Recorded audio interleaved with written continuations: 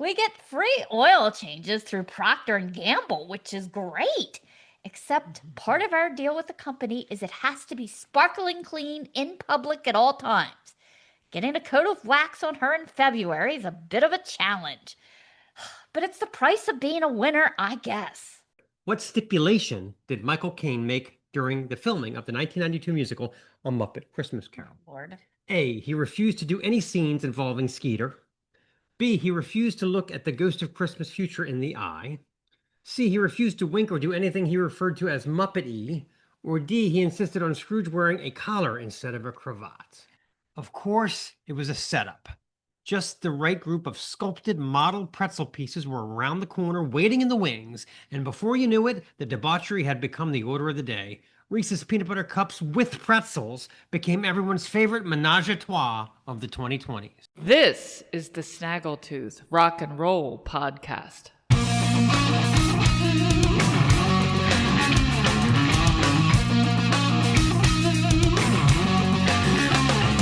I'm living far away where anything can reach to see them.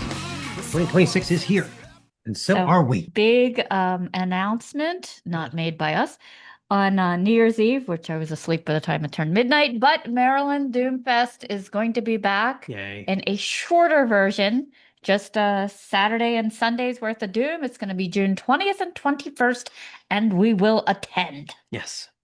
That's like our summer vacation. Very exciting. So Yeah, very exciting. it'll be about a month after Maryland Dust Fest, which will At this be... point, anything that conjures images of warmth, I'm thrilled with because I am frozen solid. It has been a horrible winter here so far. We usually get like 1 or 2 days that are in like the 50s, but it has not been. It has been in the 30s like every day. We're like 19 pairs of socks right now. I'm actually 9 feet tall because of it. I actually had to get him slippers for Christmas. I could not wait to give them to him. I didn't get him old man slippers. You don't want to see them. Anyway, in the meantime, our cup runneth over.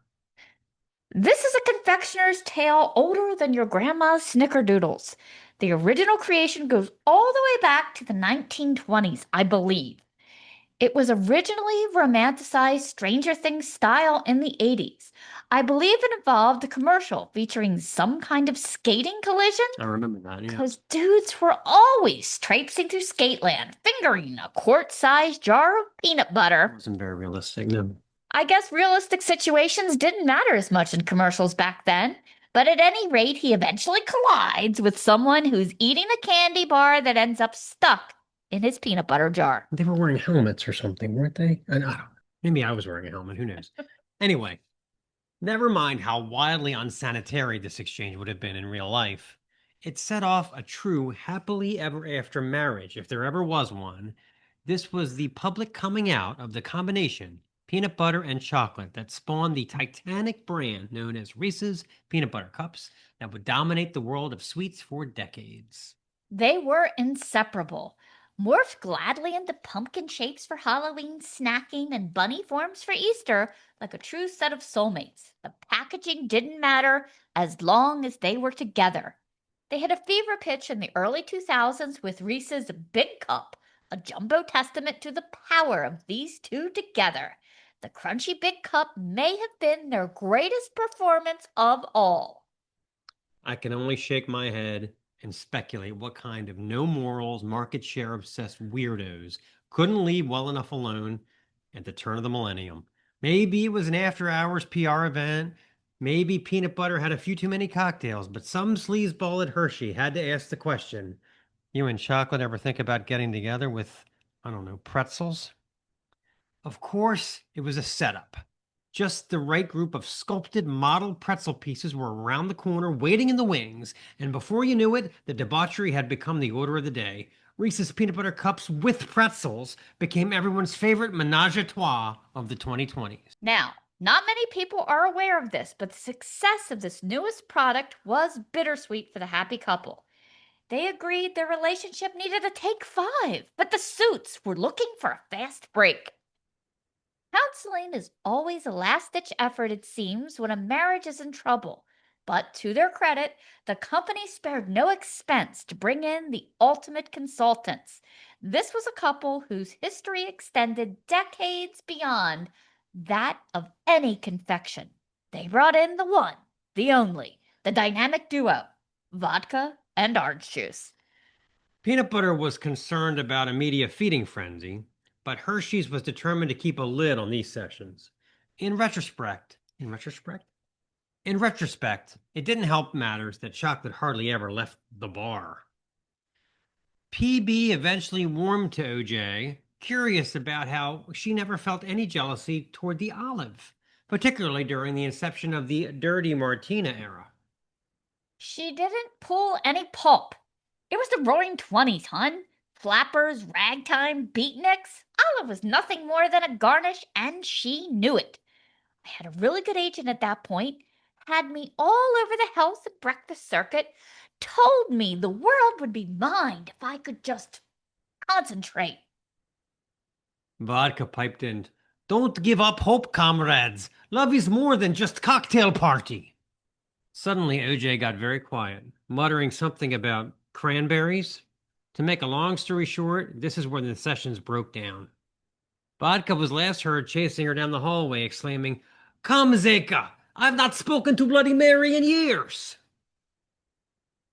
Alas, the chocolatiers continued to stir up controversy.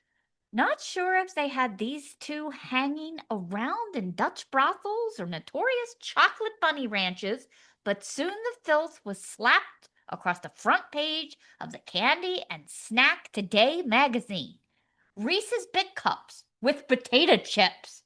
Oh, things had gotten salty. Salty indeed. And that's the way the cups crumbled. Pretty soon, taste went out the window for, of all things, good taste. I can only assume some wholesome babysitting routine turned incestuous, resulting in the company's latest shameless offering, Big Cups with Reese's Pieces, which, despite the huge response and admitted great flavor, I wonder, am I the only one to ask, shouldn't those pieces be in school? All right, you want to talk about our feature interview? Our feature interview this week is with Johnny Loftus and Andrew Pletz of the pioneering Lehigh Valley punk band, The Clap. We have a lengthy discussion full of great stories about the band's inception, which goes back to the first wave of punk rock, as well as ups and downs over the past few decades, leading up to the making of their exciting new album, Relapsed. So stay tuned for that. Let's play a song. This is Insubordinate. Insubordinate, you son of a bitch! Lead your life into a ditch! So the beat goes!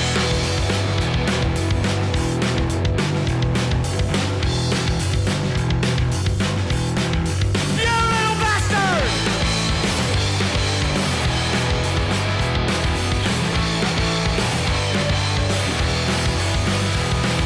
Sitting on the street so lonely and cold. Okay, let's talk about Patreon. The site is patreon.com/SnaggletoothPodcasts, and for $6.66 a month, you get one of those infant push walkers that pulls your ass along at 10 miles an hour, full of Mark and Stace. Yes, we will be filming tomorrow. I will be making an apple pie, and I have my own secret ingredient. What could it be? You have to join Patreon to find out. I just uploaded a review of a classic Van Halen biography from my yoga mat, so you'll have to check that out. Here's the graphic for it. How can you resist such things? For less than the price of a Big Mac, which isn't even very good. And speaking of not very good, I think it's time. Hit it! And now it's time for Obnoxious Trivia! All right, I want you to know I put very little effort into these and made sure that they're not going to help anyone learn anything ever. Okay, are you ready? Obnoxious Trivia question number 1. Polka dancing. Here we go. What unusual event happened during the 1933 congressional hearings against J.P. Morgan regarding the U.S. financial crash? It sounds like an educational question. It is not. Okay, A.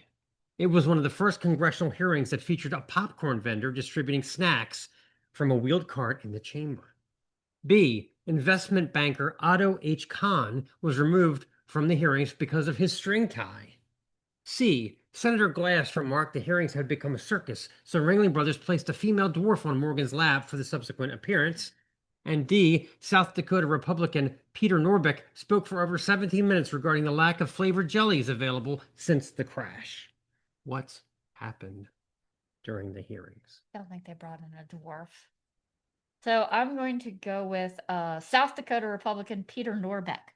Bitched about jellies. I'm sorry, that's incorrect.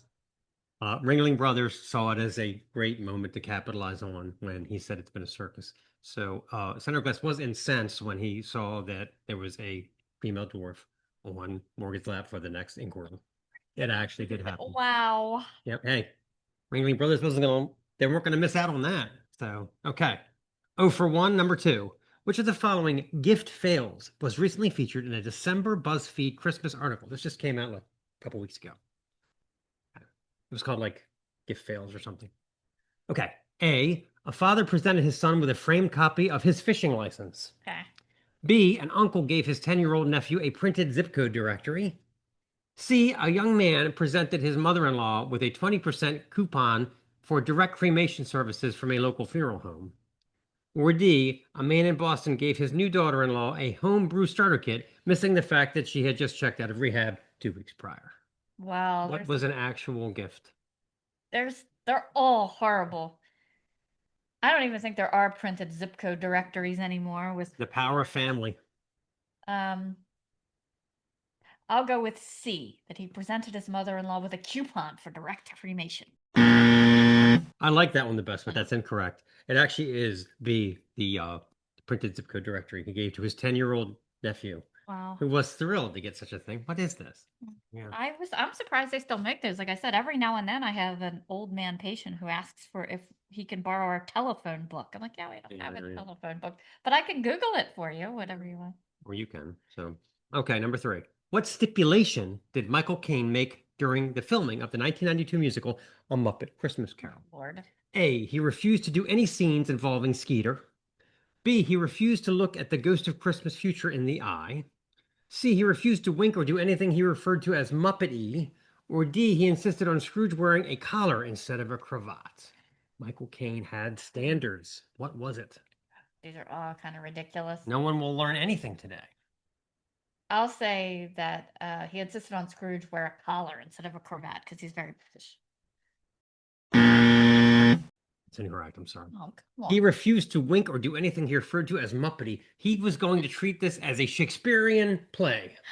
He made that clear. That's on the Wikipedia page. Wow. Yeah. That was his only stipulation. He's going to be dead serious. Like, this is high drama. Totally. Hi, theater. We're not doing anything Muppety here. These aren't Even puppets. though you're This is the Shakespeare. Muppet. All right, number 4. It's You're going to like Dickens, actually. You're going to like this. Okay. We're going out on a bang here.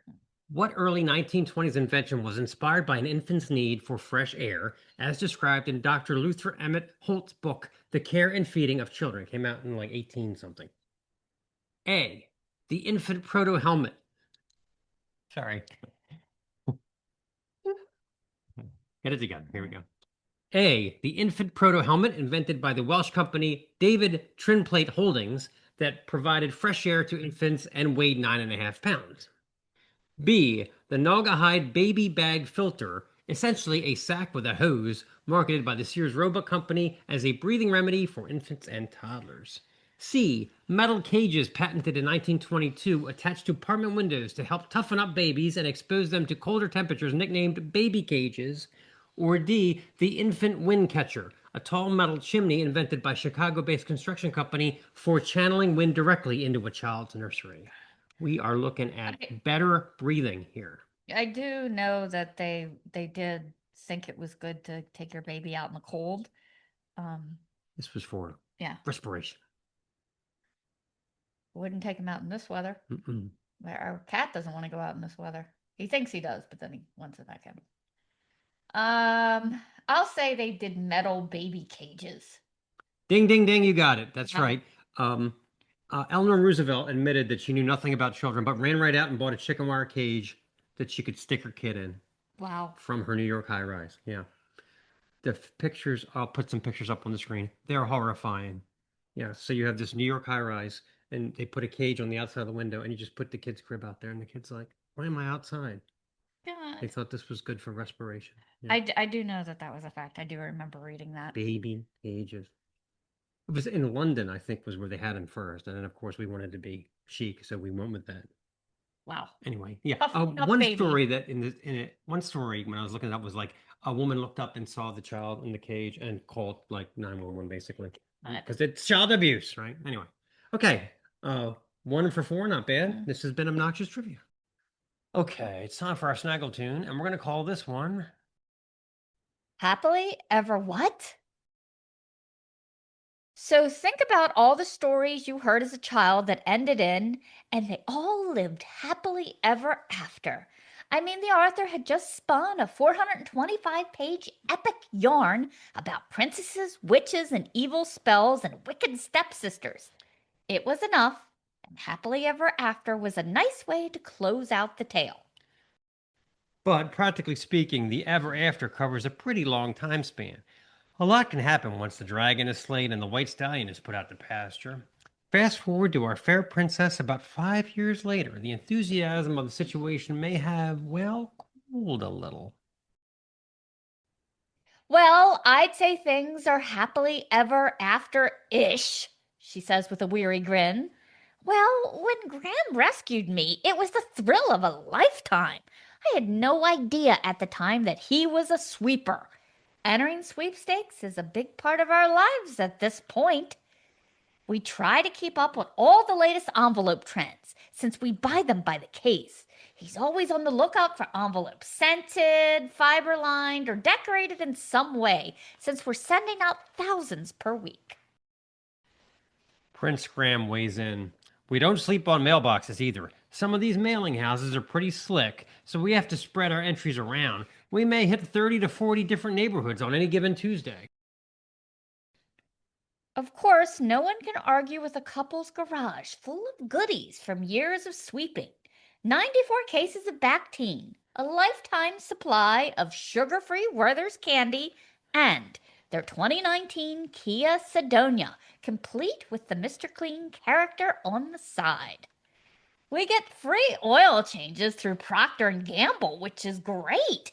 Except part of our deal with the company is it has to be sparkling clean in public at all times. Getting a coat of wax on her in February is a bit of a challenge. But it's the price of being a winner, I guess. Other fairy tales didn't fare much better. Belle was thrilled when the curse was broken and her husband stopped being a beast. Unfortunately, the castle staff had been absolute ringers on Beat Bobby Flay when they were kitchen utensils. But as humans, first round eliminations. Turns out they weren't nearly as efficient at chopping, cooking, pouring, or creating ambiance as humans. Luminaire was quoted as saying, "We cannot outcook this son of a bitch now." Some adjusted better than others. Ariel never realized that Prince Eric was actually just the branding for Prince Eric Seafood Kingdom, a 7-location chain in the Pacific Northwest. It took time for her to adapt to things like All-You-Can-Shuck Thursdays, Muscle-Pulling Mayfest, and of course Pollock Palooza. The franchise is still wildly successful, and Ariel still collects exotic forks from around the world as a distraction when she's not crying in her pillow or quietly fighting the urge to vomit.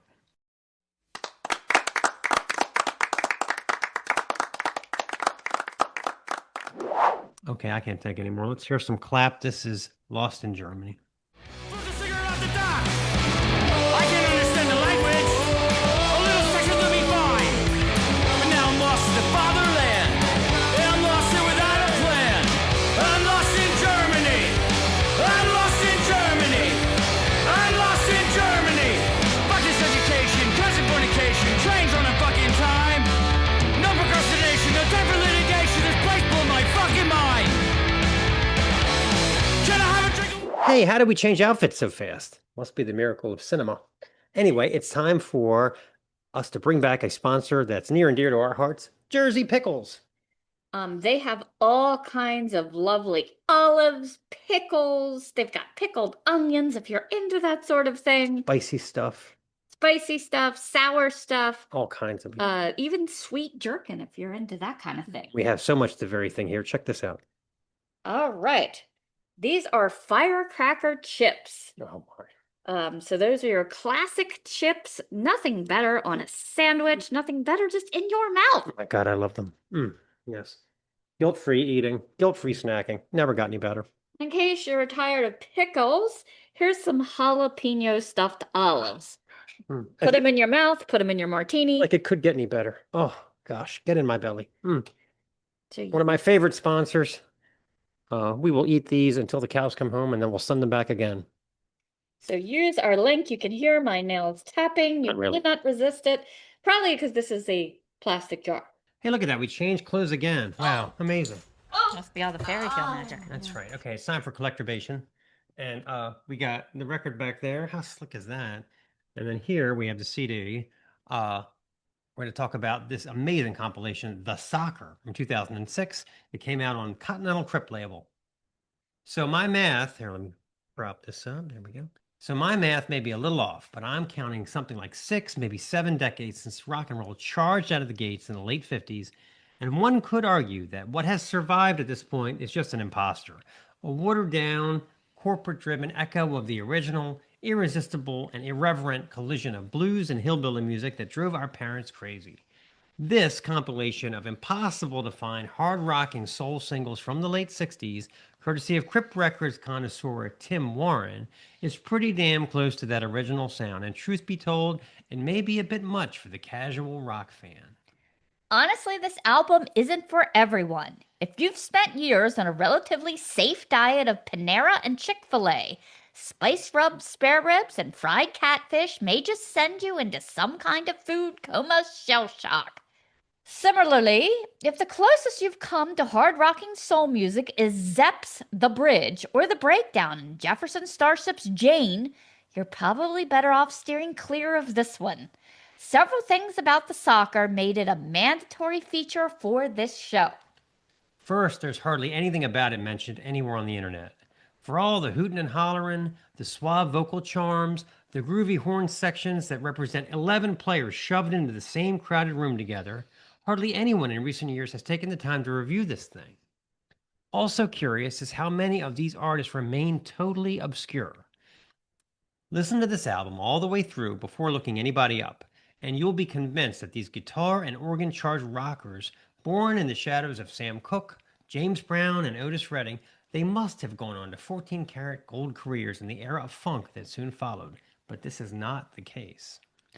With the exception of a sparse handful like Richmond, Virginia's Stu Gardner or Cash McCall from Missouri, most of these acts never got beyond a couple of collectible singles, which is also one of this disc's curiosities. Check out some of the prices these 7-inch singles can still fetch on the open market in 2026, and it becomes obvious that this little compilation isn't just house party soundtrack, it's a bona fide bargain. Now, despite the popularity of female groups in the mid-60s, most of the bands represented here are male-dominated. The exceptions are spellbinding, like Irene and the New Scouts' I'm Stuck on My Baby. I love the skulky horns and her chill bump-inducing vocals. There's some live cuts here, like Groove Time by Johnny C. and the Rockin' Champs, and Let's Do the Tighten Up by the Royal Kings, a track that starts with the appeal, "Let's back it up, brothers." Anyway, both of them are very Jay Giles adjacent, and they had me wondering how many of these red-hot singles would have been familiar to the well-known six-piece Massachusetts juggernaut in the early days. There's a sense of urgency in these 2 to 3 minute cuts that meshes well with the everybody in the same room production style that seems jarring at first to rock fans. But the bombast, the raw talent, and the over-the-top energy of these tracks represent a main line of the brain sensation that has got to be experienced to be believed. In terms of standout tracks, there are so many, but The Soul Stroke by King Ernest is a must-hear. Launching straight into frantic jazz-tapped percussion, the track bursts open as a trombone horn slides like a seasoned baseball player stealing second, erupting into triumphant beats for the chorus. Ernest Baker's vocals ooze streetwise grit and soulful swagger, urging you to stroke it, baby, with a dash of appeal and a dollop of sleaze. The horn section builds and swells, pushing and pumping over a soda fountain-type bass line that fits playfully in the back, while a saxophone breakout sachets through the mix, adding a wink of sexy sophistication. King Ernest and the Soul Invaders are prime examples of 1960 and 1970 soul that was felt, strutted, and flirted with. Let's play a clip. This is the Soul Stroke. Little girl, it's called the soul stroke. Can you handle it? Gonna stroke it. Can you handle it? Stroke it now, baby. Can you handle it? Gonna stroke it now. Can you handle it? Stroke it now, baby. Stroke it, baby. Stroke it. Listen now, baby. Step it to the left now, baby. Bohanna's Nighttime Lady is another shake-your-ass rocker, launching with a ramped-up slide into a snappy, upbeat guitar strut and a funkadelic bass bop that practically undoes your girdle. The track layers jumpy cymbal tinks and playful vocal scat of uh-ohs, brimming with sass. When the vocals kick in, they're equal parts seduction and scratch, riding a repeated downward guitar melody that slinks like pure hook gold, punctuated by improvised shouts of hell yes and oh my. Rock and roll piano plinks over a jive-laden bass, guaranteed to get hands clapping and boots stomping. Father of Bubblegum Music by Joey Levine proves 1967 had a sweet, sticky, irresistible, sexy slide. Of course, we would be remiss if we didn't mention Tony Mason's Scram. The track kicks off with piano fills that remind me a bit of Schroeder from the Peanuts, tumbling over a slap and tickle me elbow bass line, while a tight, jittery drum pattern keeps the tension humming.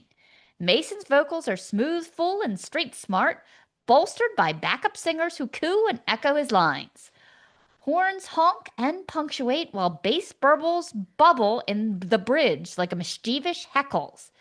Every I don't need you is answered by the honkettes echo of I don't need you now, and later they snatch up the scram refrain as Mason retorts, I don't need your company, turning the track into a playful, sassy, and irresistibly fun call and response romp from start to finish.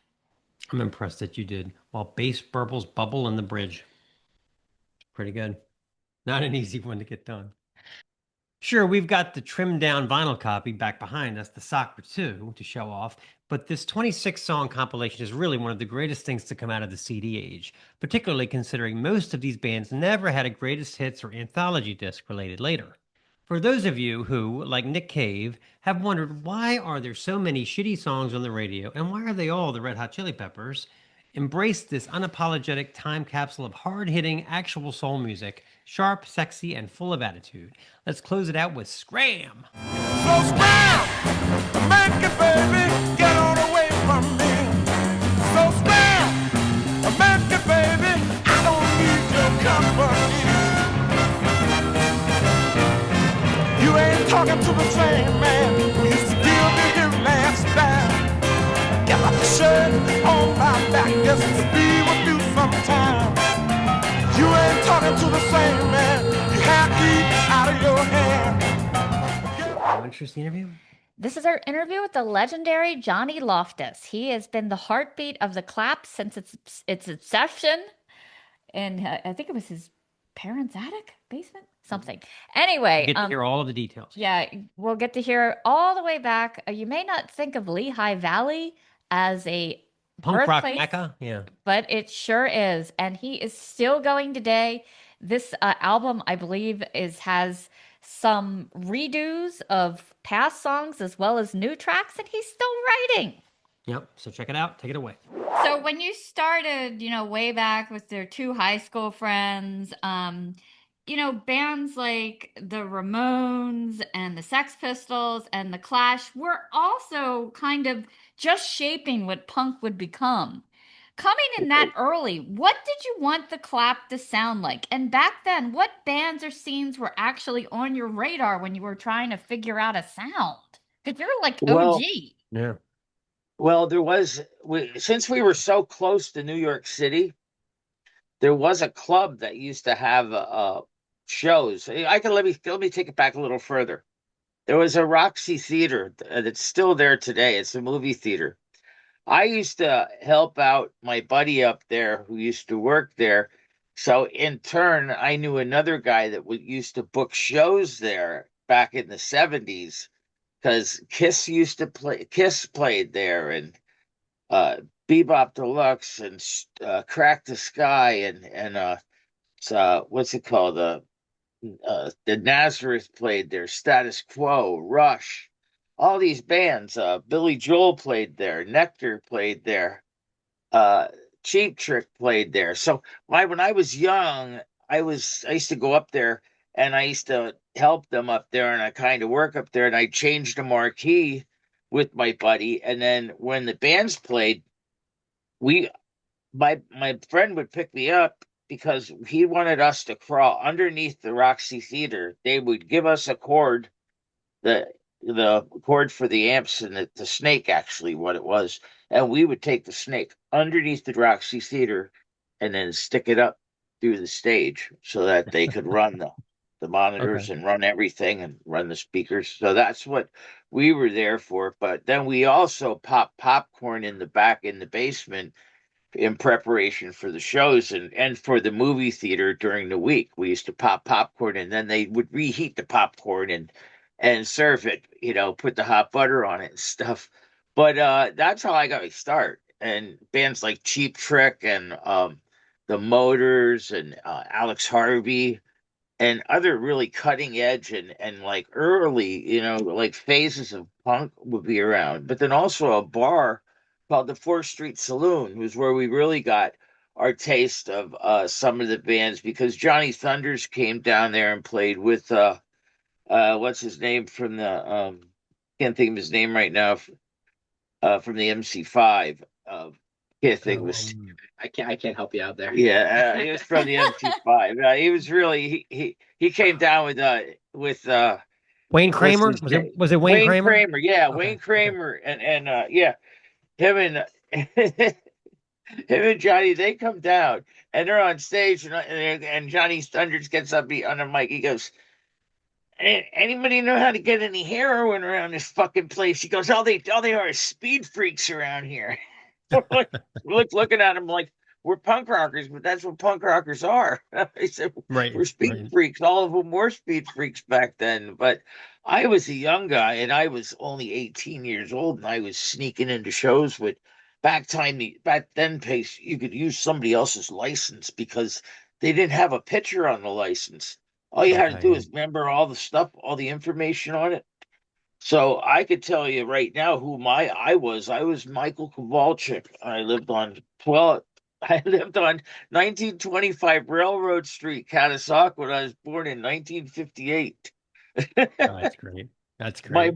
My mom's name is Mary. I can tell you everything about him. I used to memorize that card. I used to use it all the time, and that's how I got into C bands like the UK Subs played there. It was actually the UK Subs, the first show that they ever played in the United States was at the 4th Street Saloon in Bethlehem. And that show was great. I saw 999 there, and just all these bands. I snuck in and got in to see these shows because, see, I knew everybody. I knew all these older people because I used to just hang around with the older scene, and I knew all these older people, so I kind of, was a little ahead of my time, and I would learn about all these bands. And then one time they took me, my buddy Mark Devlin and John Backus and this other guy, they took me up to New York, up to CBGB's to see the Ramones, and that was so cool because they snuck me in there, And then eventually, I played up there with the band already and stuff, and those several times. It was on our tour that we played, on a few tours that we did, that we played CBGBs back then. And through the years, we played there until it closed. So I remember I was up there the day that Joey Ramone died. It was the day that he died is the day after he died. The Vibrators played up there, and I was kind of running around with the Vibrators because I booked them at a show, but we kind of did the Clap did I think it was 5 shows with them. It was just a kind of little loop that we picked up with them on the way, and we did 5 shows with the Vibrators, and then they wound up playing in Catasauqua, and then we went from Catasauqua up to see them and I went to just hung with them. We didn't play that night, but I went to CBGB's that night, and it was boy, you couldn't hardly get in, and Yeah, it was man. the sidewalk was so filled up with candles, and oh, you wouldn't believe it. It was I don't crazy. believe it. Yeah. But getting So back to your question, our music, we always wanted to sound like the Sex Pistols and the Ramones. That's what we wanted to sound like. We wanted to sound as punk as you could be. That's why our name is called The Clap. It hits you right smack in the face. Even the English people are afraid of it. Fucking cunts. well, how Fucking about how cunts. were your parents? Were your parents supportive when you first got started? What did they think of the name The Clap? Yeah, Big like into it. my mom was very supportive of it. She didn't she always thought it was the clapping hands at first, because Hmm. our very first t-shirt that we made, we used the picture of the Lord's praying hands, Oh, okay. Jesus the Lord. We Yeah. used that picture of the praying hands, Jesus praying hands. That's what we used for the first clap thing. And my mom saw that, and she was like, "Oh, that's so nice. You're using the praying hands and everything." Oh, Until we geez. played a song, and she's like, "What's VD's No Laughing Matter all about?" And I'm like, "Well, that's what the name of the band's about." She's like, "John." But mom was a trooper. Mom always hung out with us, and we even hang out when we were hanging out back and stuff, and talking and playing the punk rock music and stuff. She'd like some stuff. She liked Robert Gordon and things like that. There was a Yeah. lot of bands that she did like, but she didn't like Public Image. But the one song that has stained glass windows, keep the warmth inside while the hypocrites hide. Keep the cold outside while the hypocrites hide inside. That song, she was like, I don't. You want to hear you ever play that song in the house? I said, I won't, Mom. Yeah. But she loved it so much. She used to make my outfits. Oh, Wow. wow. Years Cool. ago, she used to make I had, matter of fact, open up that drawer there. This one? Yeah, and I kind of open up a little, take some of these out. We'll see. Nope, it's in the bottom one. Bottom drawer? Yeah. Oh no, there it is. You got it? I don't know if you can see this. You can see it, right? Oh yeah. Yeah, yeah, we This see it. is a pair of pants that my mom made for me. This is a Oh, look at very, very old pair of leopard pants that I'd wear. that. I probably would just barely squeeze into this thing without ripping it out. But this is so old. This is from the beginning days of the clap. That's And so if you go cool. and hit the door underneath, you got to rip underneath there a little bit. Pull that drawer out. That drawer has a lot of stuff in there. You just gotta. There's this. Mom used to crochet a lot, and Oh, she cool. used to make these Ah, look at for me that. Yeah. on fishnet stuff. I have a red, white, and blue one in there somewhere, and she had like a vest that she made. It was silver in the background, and yeah, I got this one too. Oh, I like that one. Yeah. Wild, and That's cool. I'll tell you a story. One day, here's the support in the household, because I came from a big house. My sister and my brothers, naturally, they all supported my band and supported everything I did. My mother loved it, and she loved me, whatever I did. I was a mama's boy, and she loved everything I did. One day, I was walking up the street, and there were two streets that came to a point that came up to right where my house was. One street came from the bar, and one street came down where I was at my friend's house. I was getting ready for a show, and as I was walking up to my mom's house, my dad was walking up, and I was going up to my mom's to get something to eat before I went to the show. And I had my hair like in a mohawk. I had it green and blue and red, and my hair was all colored, even the sides of my head and stuff. It was all colored. I had long earrings and that went down to my shoulder.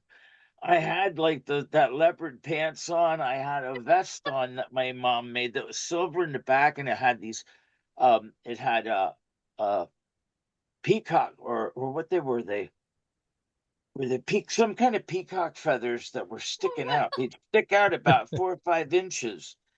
And I'm walking up the street, and I had Bobos on, and I had those pants on, and I had these striped socks on.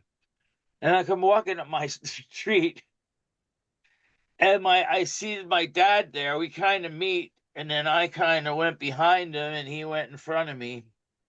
And he gets in the house, and my dad's natural thing would be walking in the front door, and he'd go right to his chair, turn around, sit down. My mom would go and he'd give him supper. So he does this, and I come walking in the back door, and I'm sitting there, and I get supper and stuff, and my mom gets hers, and we sit down sitting in the living room. I'm sitting in the dining room.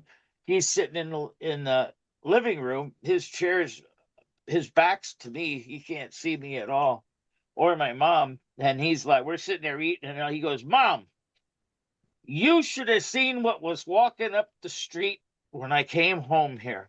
Oh, jeez. I don't know what the hell it was. It had the weirdest hair, the clothing that, oh my God.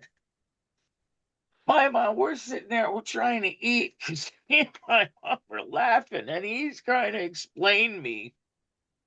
So we get done, and I get done eating supper, and I get done, and I go through, and I walk through the living room, walk through right by him, and walk up the steps, and I go, hey, Pop. So he's like, I get up the steps, and he's like, what the fuck was that? And when I'm sitting there, my brother's in his room. He's like, Dad seen you, huh? I said, yeah. That's great. We're just laughing. But now my dad has probably seen me. Now I go in the car. My dad's 90 years old. And the one day he's sitting there and he's tapping his fingers to this. I got this thing, and he's got the radio playing. And I said, Dad, you know, this is the Sex Pistols. He goes, is this? They're pretty good. Like laughing. You know, 40 years ago in the living room, he told me my music fucking sucked, you know?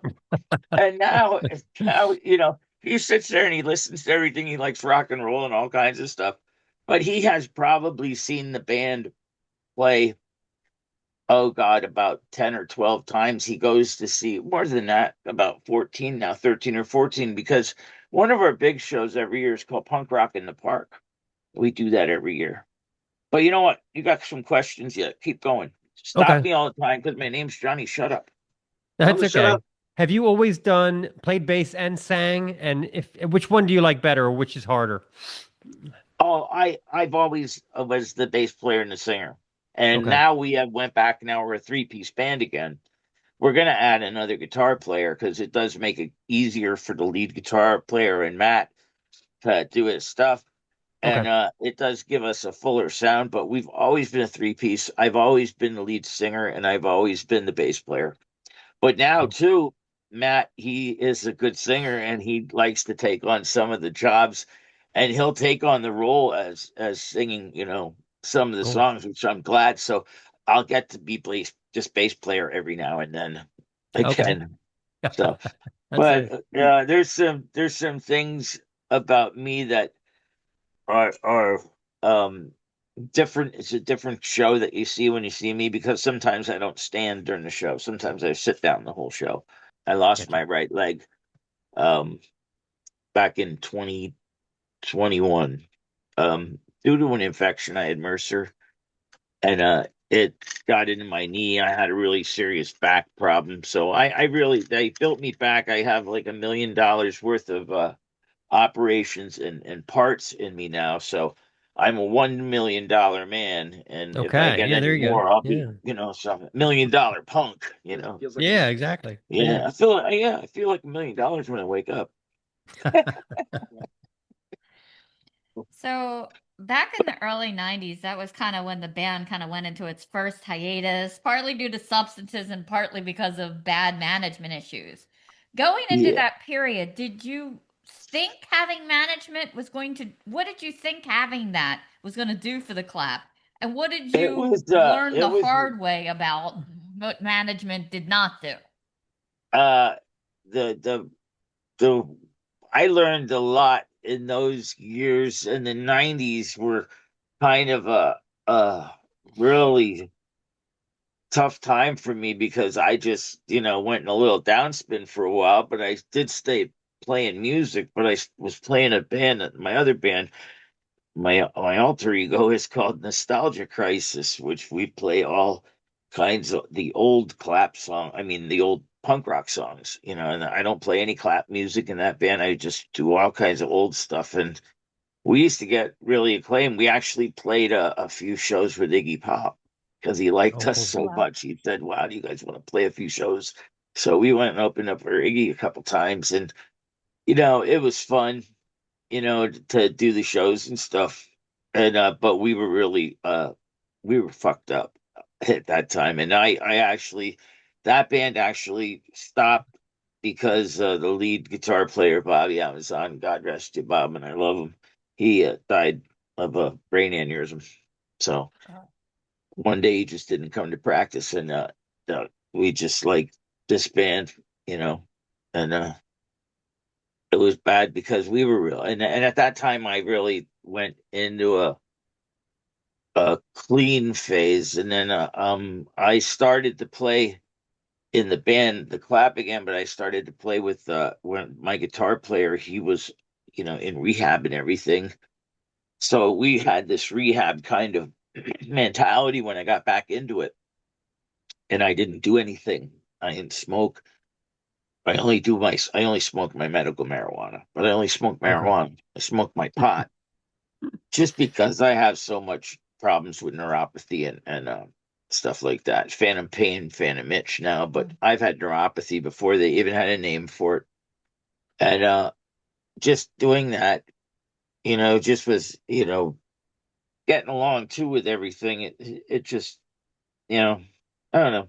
It's tougher now to play with the leg, but I still like it. I'm still a trooper, I still play Yeah. in there. But the '90s were tough to get through it with the drugs, and I could have blamed a lot of that with my leg on that, but the doctors said no, that had nothing to do with it. But around 2000, or 90, in the '90s or 2000, then those guys, we did a tour over in England, and we did one in the United States, and I was actually playing with a band called the Fucks every now and then. It was the Clap and the Fucks were on tour, and I was playing double duty. I was playing bass with the Fucks and doing the Clap, and their guitar player was playing with us. So it's like, kind of really weird. And after a tour like that, I was like, this is kind of really weird because, it's, and the guitar player used to get really pissed off because when we'd play the Clap stuff, people were going crazy. And then he'd go play his fuck stuff, and people were like, what the hell is this? Because it's just really was. I can't help them, and Yeah. Yeah. it was like that. So it really didn't do much. It didn't do good for me anyhow.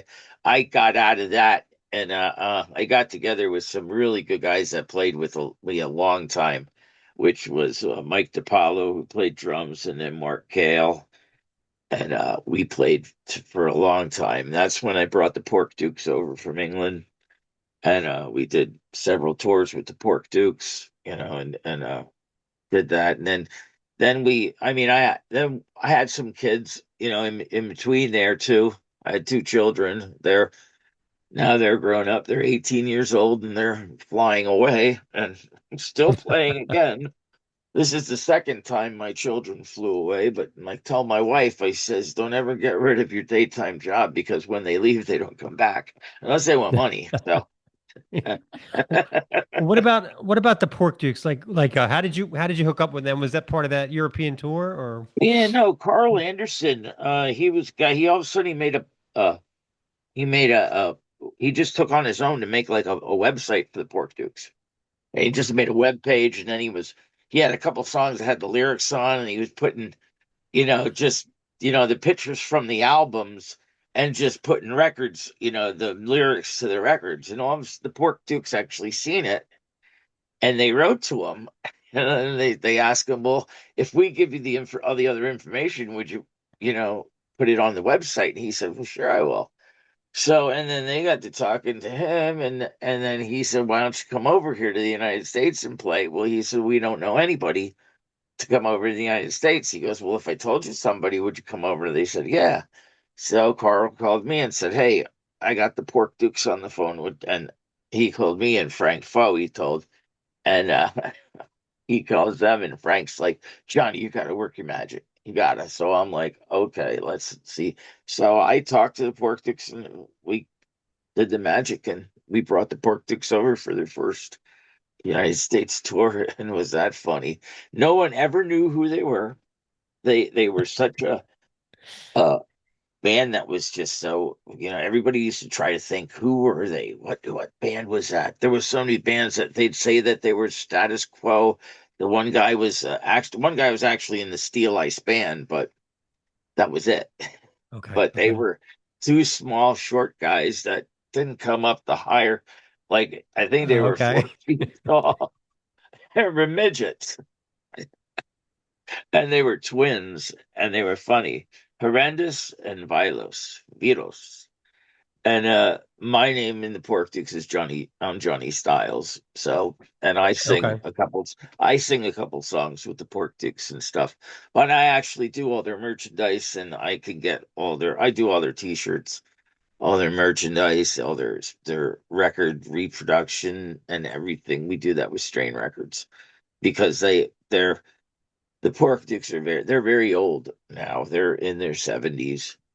Um, Gosh, they're probably 75 now, and they're not doing any tours anymore. Okay.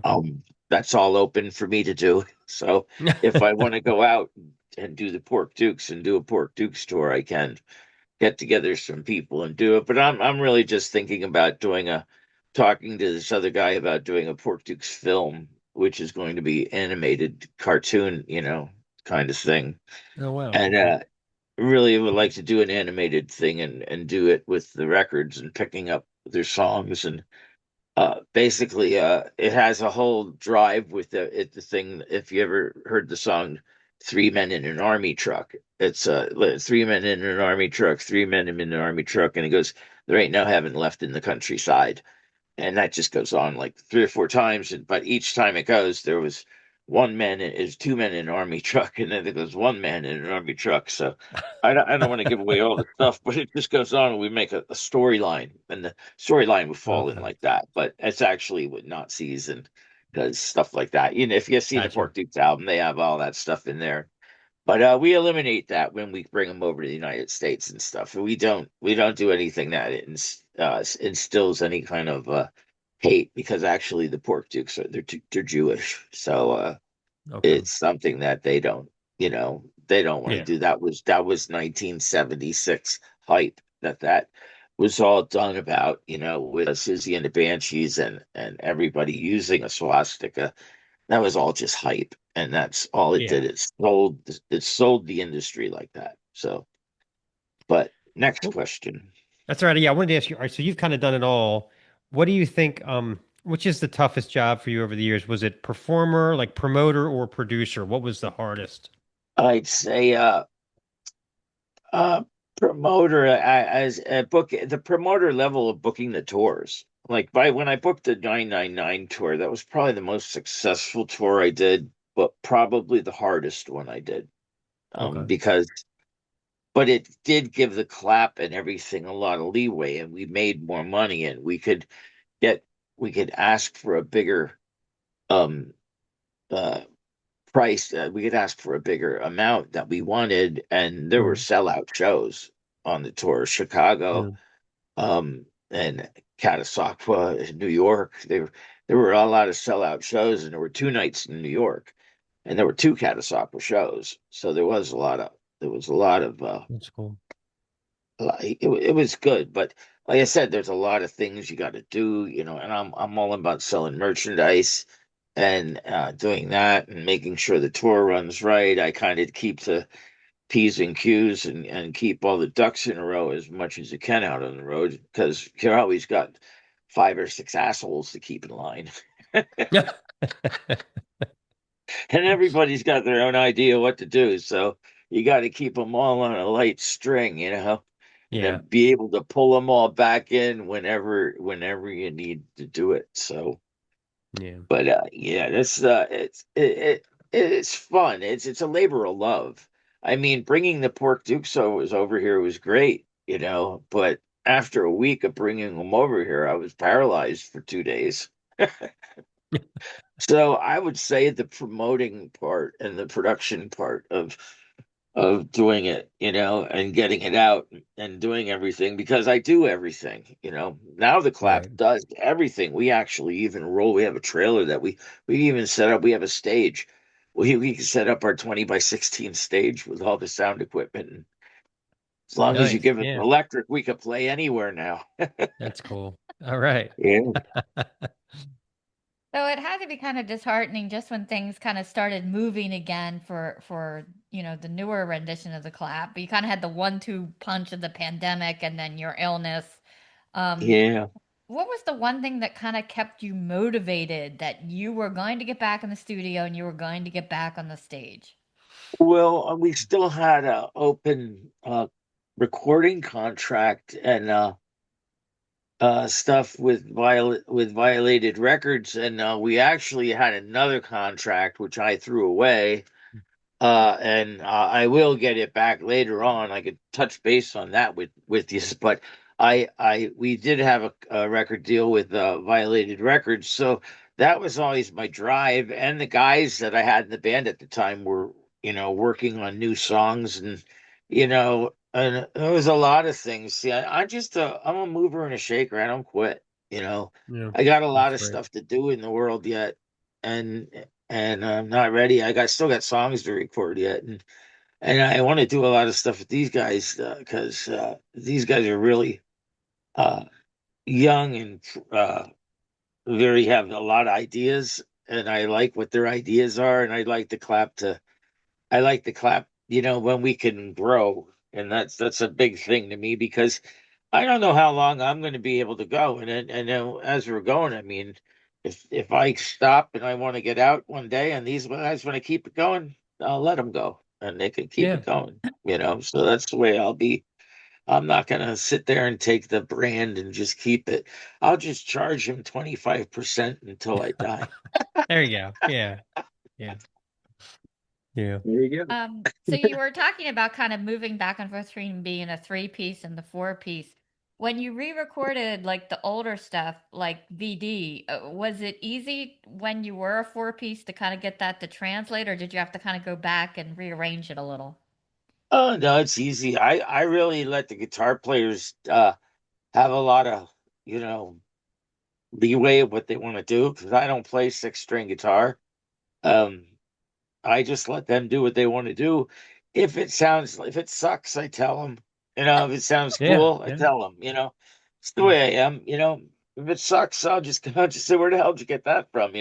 But they tell me that some of my stuff sucks too, so I don't care. If Right. it's an even street, except, but it all comes out how you do it, and when you're working, and if you're a good working unit, working on new songs is an easy thing. It's fun as long as you don't get too picky about stuff.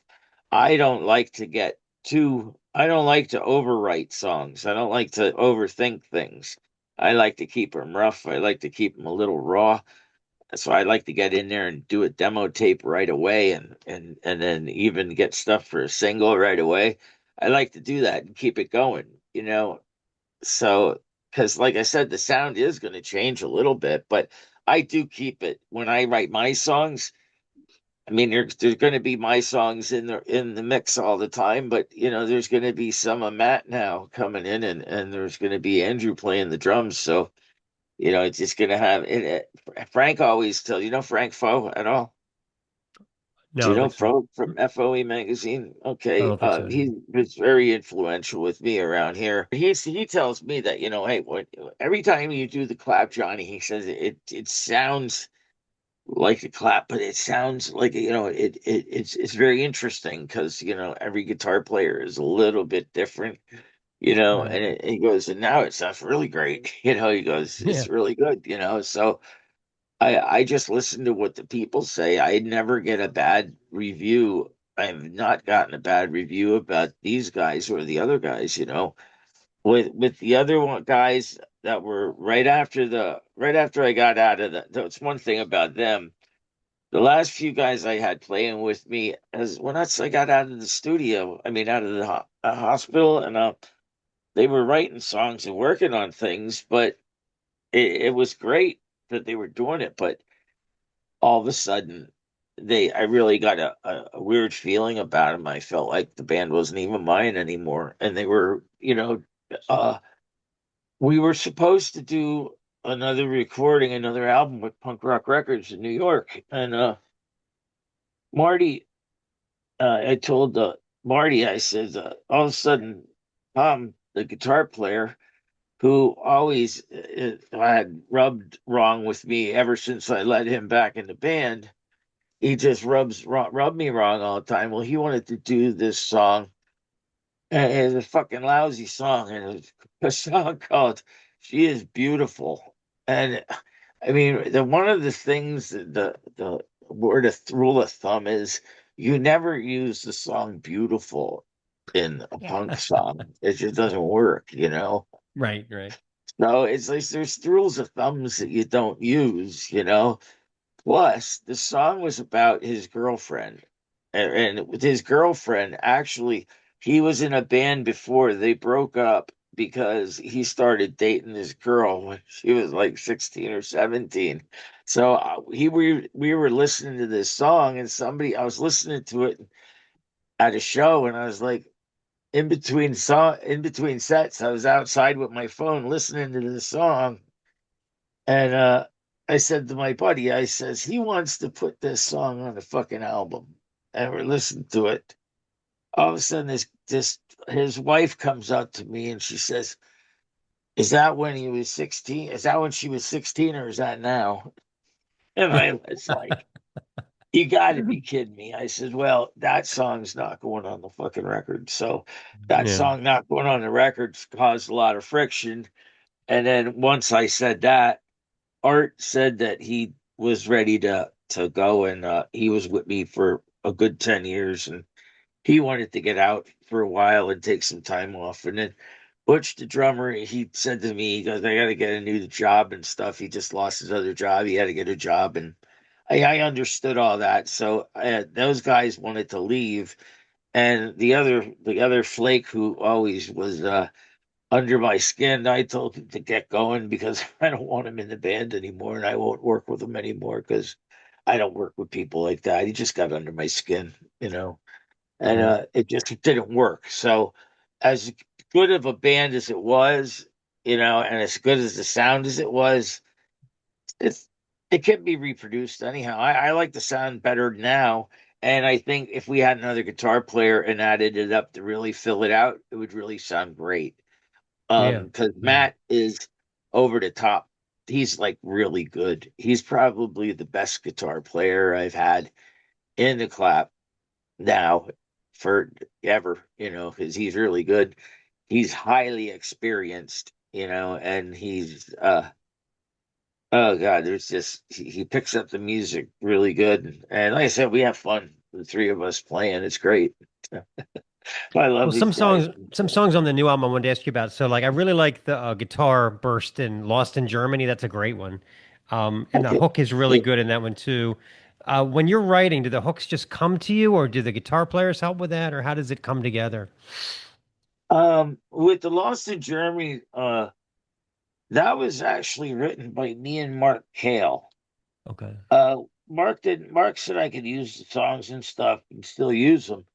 So I actually was, you know, Art was playing it with me for a while, and he was doing some stuff with it, and I said, "Do you like that?" And I said, "Yeah." I said I liked what he was doing.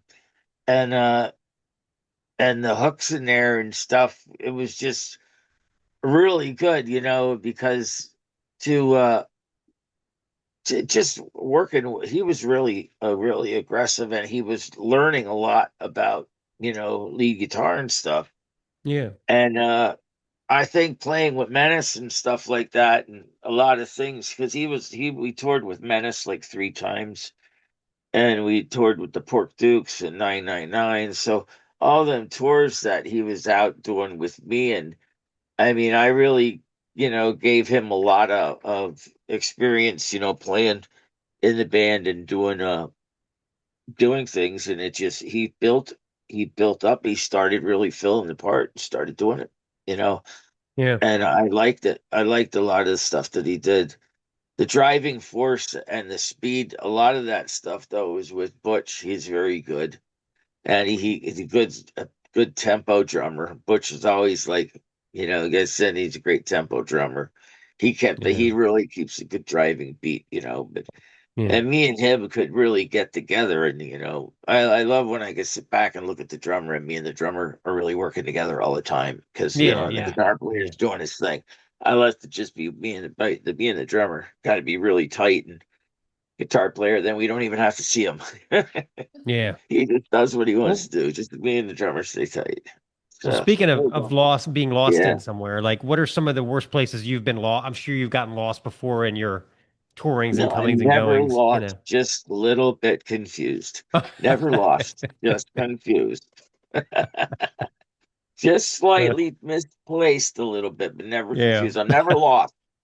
I never lost because I always found my way back home. All right. Good. Because my wife will guaranteedly, she'll tell you that you can't get lost. No, but actually, the song Lost in Germany is about my wife because she called me up one night in Germany, and it says it in the song. You hear the line says to flip the cigarette off the dock, and politi is a word for cop. Well, she was sitting there at the train station smoking a cigarette, and the train pulled up, and she took her cigarette and she flicked it and got up onto the train. Her cigarette went down on the track. Well, a cop came and took her off the train and made her go down, get the cigarette, Oh my and put God. it out and throw Wow. it away. And her train went and pulled away. It was Oh, like geez. 2 o'clock in the morning. Well, she called me up over here in the United States. She's like, I'm lost. I don't even know how to get to Colon. I'm Oh, like, wow. That I sucks. says, Yeah. get the Colon. I says, all you gotta do is reach around and touch your ass. I said, she's like, shut up, and all you can do is make jokes about it. I said, well, what do you want me to do? I said, get on another train and just don't go to France because they Yeah. hate us. I said, go to Belgium. I said, just go talk to a cop or somebody nice. There's somebody all around. They're always moving. Those countries don't go asleep at night. I said, you'll find a Yeah. Yeah. taxi or something. Just go talk to somebody. They're not going to be nasty to you. I said, you're a foreigner. Just go ask somebody. So she wound up doing what I told her, but it was just so funny because she calls me up 2 o'clock in the morning. What the fuck am I going to do? It was just so funny, but I said, you're lucky you didn't call it when I was at the bar. I said, because that would have been a roar. We would have all been trying to get, Good. Well, you're but it's just funny. That's what that song's about, really, about her. Insubordinate too. That's about my guitar player's mom, the original guitar player. well, That's what your that's about. frustration comes through great in your vocals in that. Yeah. I thank you. I put a lot into the vocals. I love and really that guy what's his name, Dave Klein, the producer on that record. He was the drummer from Agent Orange, and he uh he really made me some of them lines. I sang one line at a time just so I could give it the best and all out. So I wasn't, and not going hoarse and stuff and trying to sing the whole song and singing verses at a time and going over it and over it. Let's just go line at a time and see how we get it. And if that works, we're going to use it, because he wanted to get me like, always at the peak, Right. the Right. most that he can get me for everyone. And I was like, okay, we'll do it. And it was neat. We were doing it. Some of the songs we did like that, but most of the songs we did, one line at a time when it was really needed. And nowadays, the recording is so much easier. Everything with that you can punch in with the computers and stuff, it's incredible. Yeah. Recording so many different ways now that I've done it, even in big studios, smaller studios, this way, that way. It's incredible because I mean it's just so different from the very first analog studio that we recorded in. And like when you walked into the place, the guy had this like vacuum. You stood there and your hair almost went up in the air. And you want to get all the dust off you and shit. You couldn't smoke, you couldn't do nothing. And it was like really weird, and just like Yeah. going through that, and every time how he had to shut the thing down and wind it back up, and Yeah. mark the tape on the thing, and it was such a different process from Yeah. now to the way it used to be. It's just incredible. So, and you could record anywhere if you got good equipment, Yeah. decent equipment, and you got stuff, it's and you got somebody that knows how to run those controllers, it's not Yeah. that bad, So we recorded in a lot of people's houses now and stuff. And a lot of people have built studios too that we Yeah. record in. So they're nice and it works really well. So So another song I want to ask you about was Judy. Is there an actual Judy that it's about, or is it just a no, name? no, there's not an actual Judy. There's a lot of Judys in every town, It's A the lot way of I call it, Karens, too.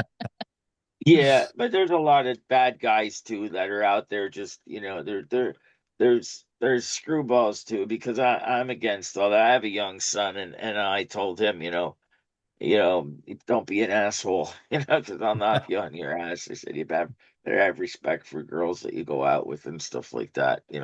My mom always. I listen to my mom too. I mean, you could sing songs and do all kind of stuff, but you should just respect is what you really got to do. For this album cover, is there a little backstory about the straitjacketed goofy guy and what the hell the nurse is gonna do to him? No, no, it was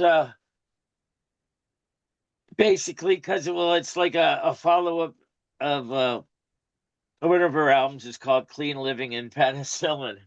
But I told my buddy to just get get a mascot. We wanted a mascot that's just going to be our guy that could be on anything. The Circle Jerks have one, but I just wanted one, And we like our nurses, and I says make a nurse one, make a nurse one, make him gonna go shoot the guy, relapse shirt.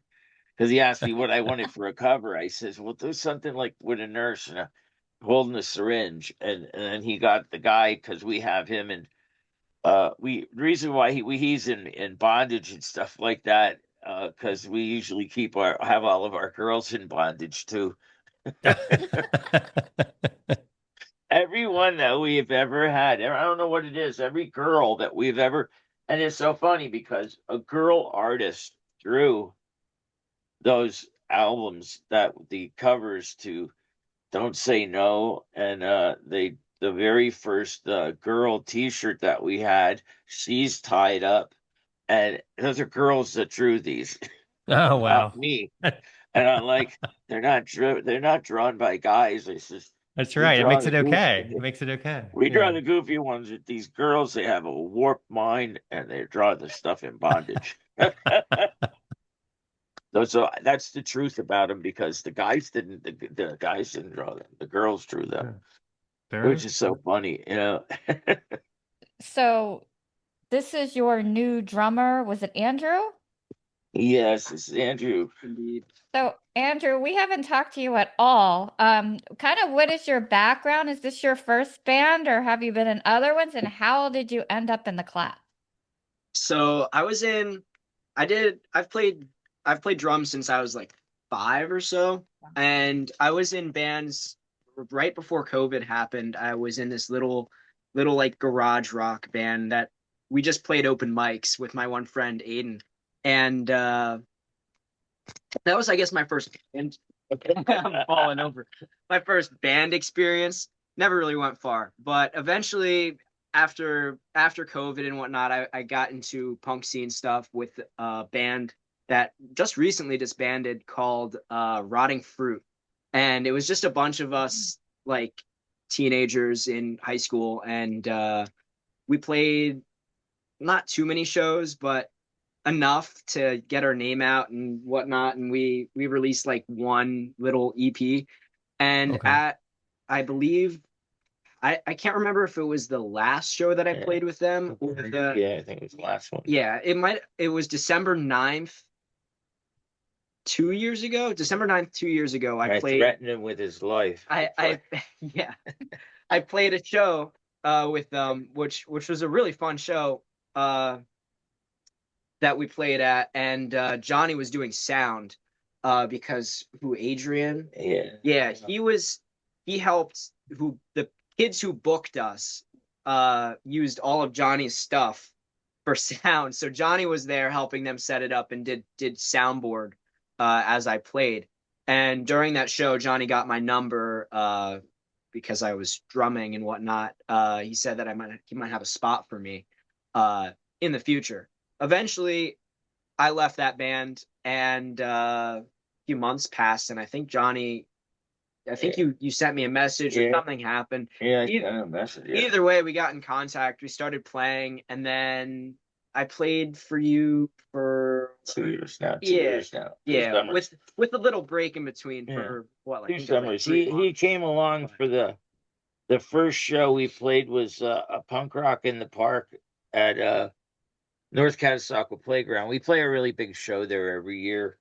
North Cat, he always they called me up for the last 14 years. They always like when I come and play like the end of the year at the playground. And that year, we kind of switched it around to the beginning of the year for some reason.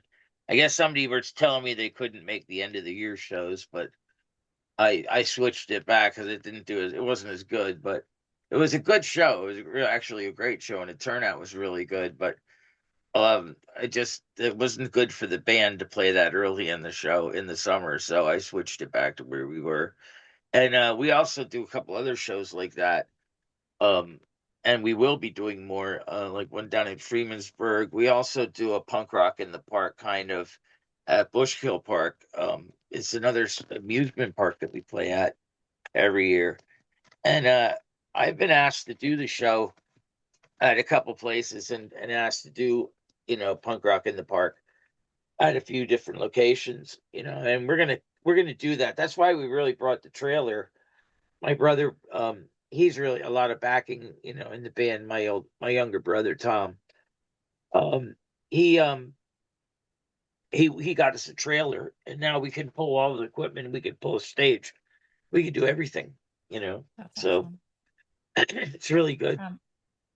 For both of you, punk rock has notoriously weird venues sometimes. Can you think of a house party or a venue that was just really bizarre that you played? Yeah.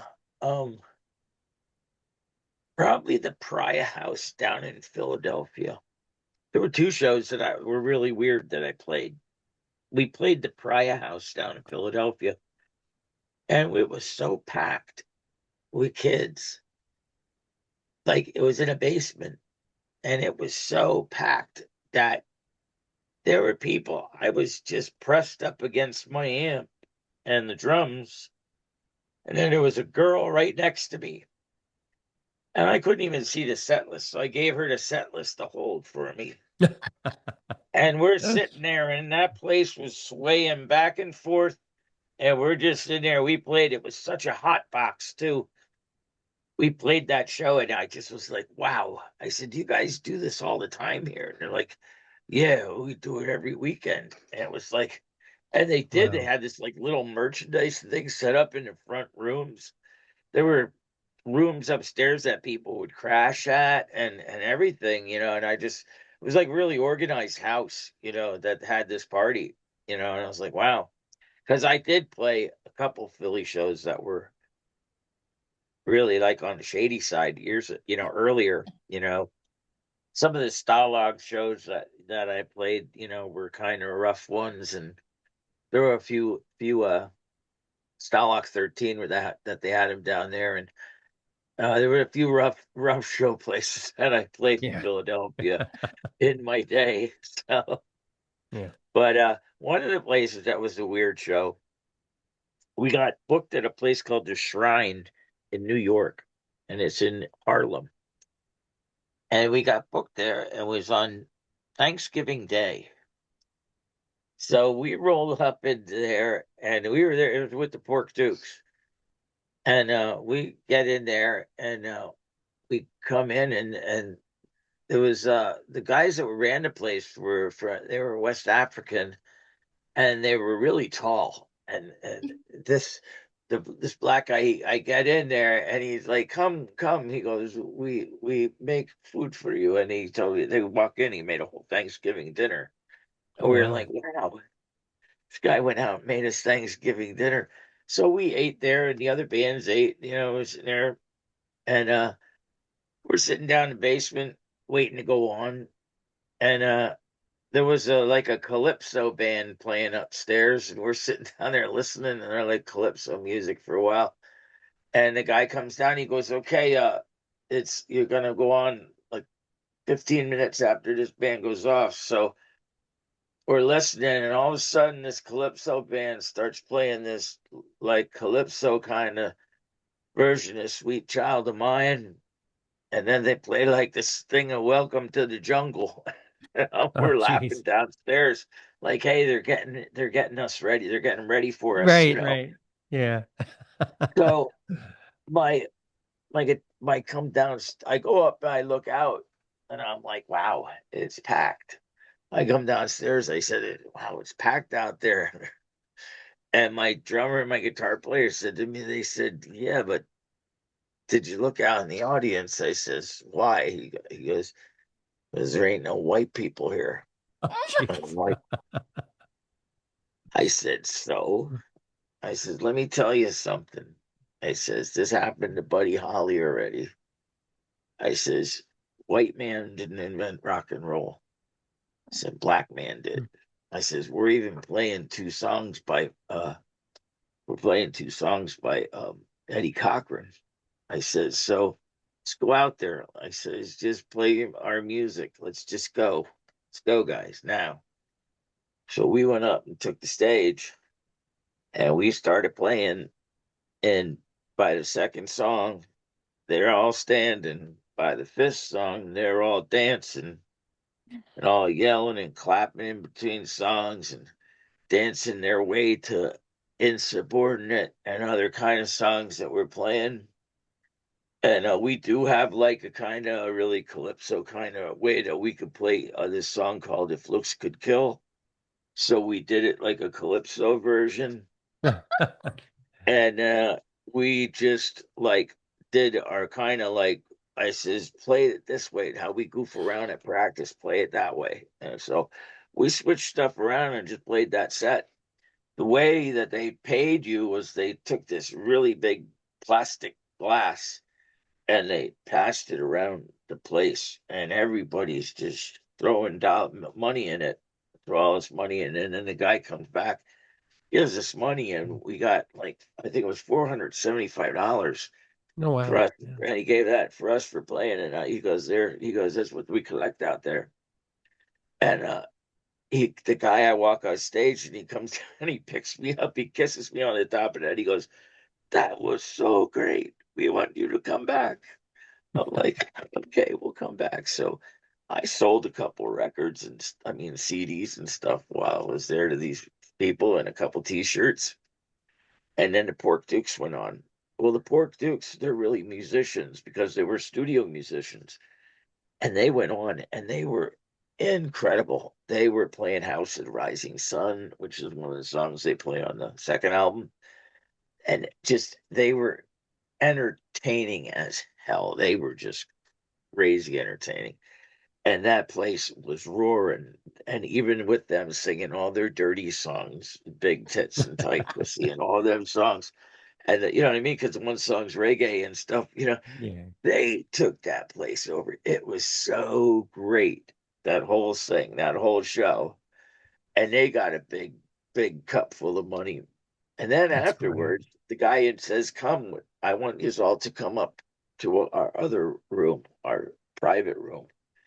So we go up into this private room, and here there's a big movie screen, and these people were watching us upstairs in this other room, and there was a crowded Oh. room up there. So they hand us both another envelope, and they said, here's the tip for up here." And then we got a drink and stuff. Well, I drove home that night. When we were driving home, I just said to Mike, I said, "How do you feel about tonight?" He goes, like walking on a cloud. He goes, "I can't believe it." He goes, "I feel really great." He goes, like, I says, "I feel great too." I said, "It seems like," I said, "I feel like same thing happened to Buddy Holly and the Crickets." I said, "And it happened to so many other performers that played up in Harlem here that went out on stage, and they, I said, rock and roll was not created by white man." I says, "We took it, we did what we had to do with it, but," I says, all of our stuff we basically got from the black man, We do a little game on the show. So normally it's 5 random questions, but since there's 2 of you, we'll have you each pick 3 numbers, and that'll correspond to a question you will answer. Okay. 3 numbers. Numbers between 1 and 100. I want 3 from each of you. I was gonna say, is there a limit to the number? Yeah. You go ahead. You go I'll ahead. say You got 3 numbers. 18, 24, 31. Okay. Johnny? Well, I'll go. So Johnny's 18, 24. What was it? 20, 18, 24, 31. 30. That's right. 98, number 2, Uh-huh. and 6. All right. So That's you about. picked, Yeah. let's see, Johnny, you picked 18. If you could swap voices with someone for a day and sing in their voice, who would it be? Well, I've got an English accent. I'm gonna sing like I want to. I sing like I could do I could do like the Pork Dukes and stuff like that. So it's not really a problem. Who would it be? That you can already do.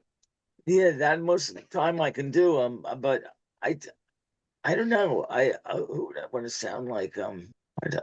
I'd have to say Johnny Rotten because I like the way he sings so much. I'll say Johnny Rotten because I love the way he sang. I don't like the way he sings tours now, out in the thing now, but I like the way he does Pill.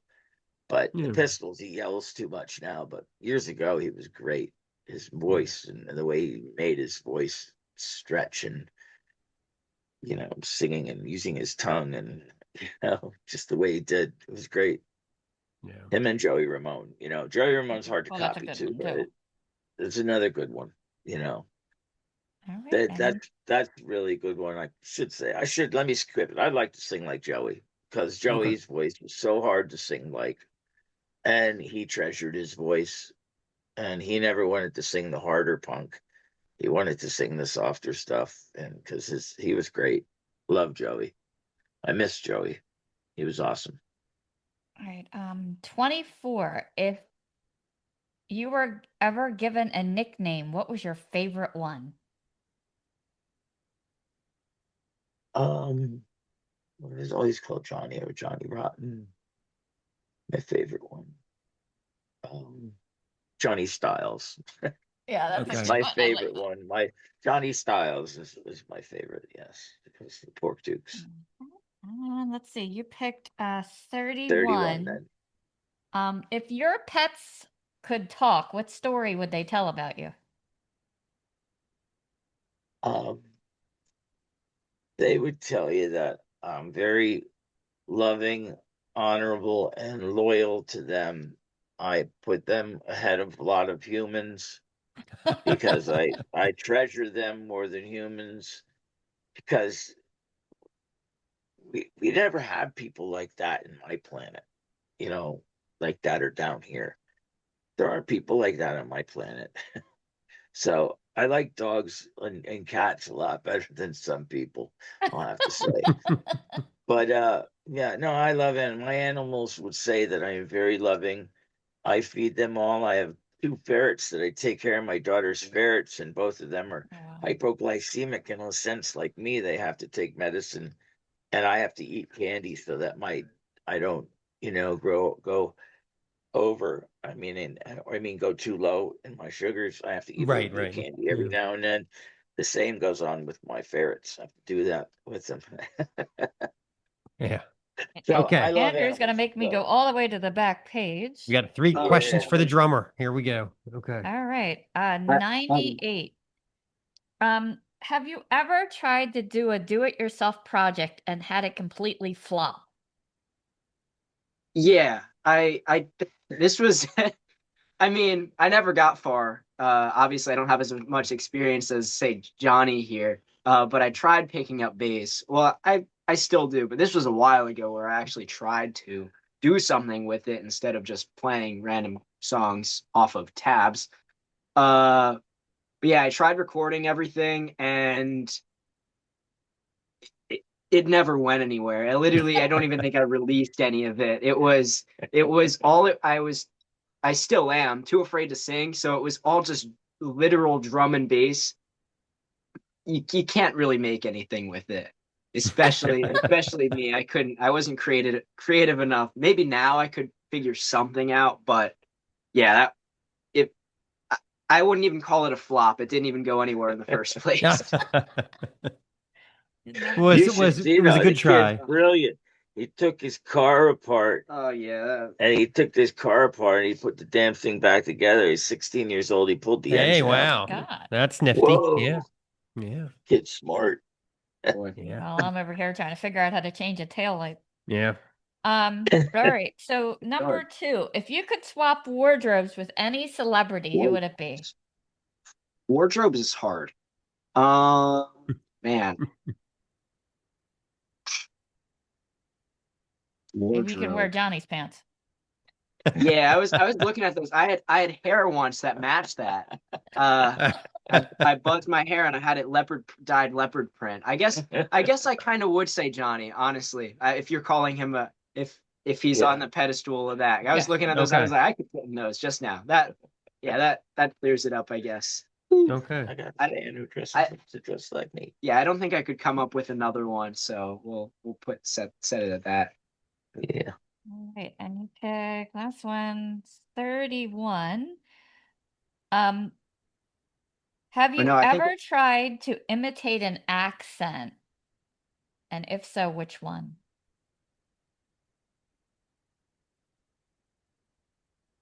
I've tried an English accent. Doesn't go anywhere.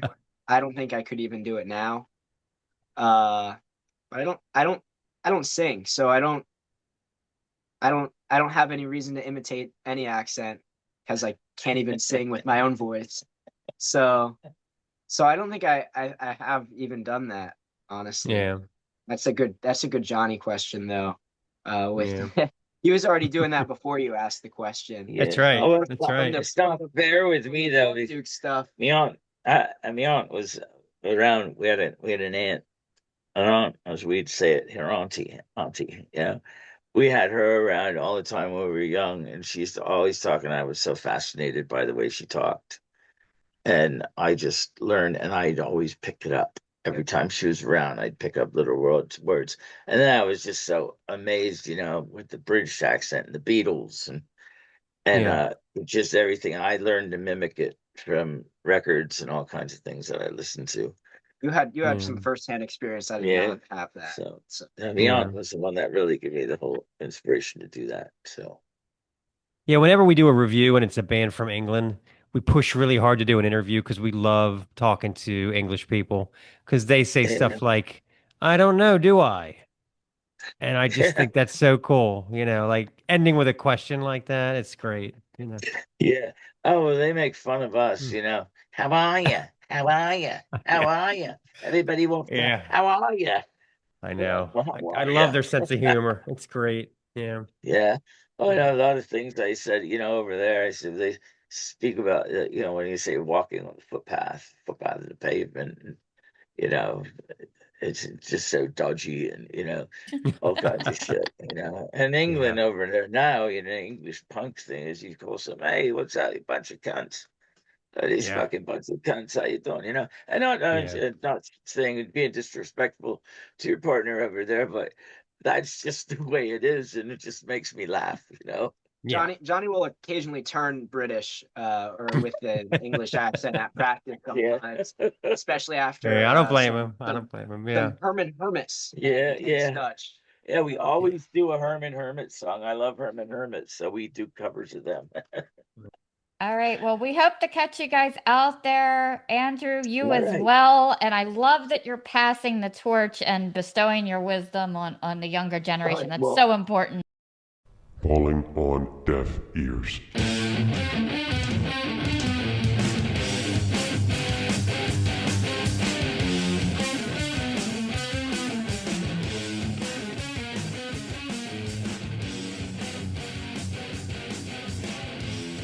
Okay, deaf ears one.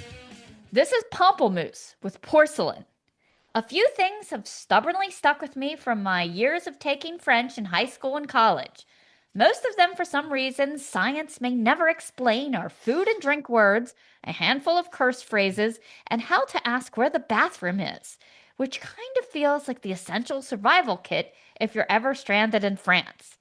One of those dusty brainfall words is pamplemousse, which I immediately remembered translates to grapefruit. And grapefruit is divisive. It's a hybrid fruit, once called forbidden fruit, an intentional blend of Jamaican sweet orange and Indonesian pomelo. Bitter, bright, and confusing, and not for everyone. Some people love it, others make a face like they just drank warm beer out of a shoe. By their own Bandcamp description, Pamplemousse are also a hybrid.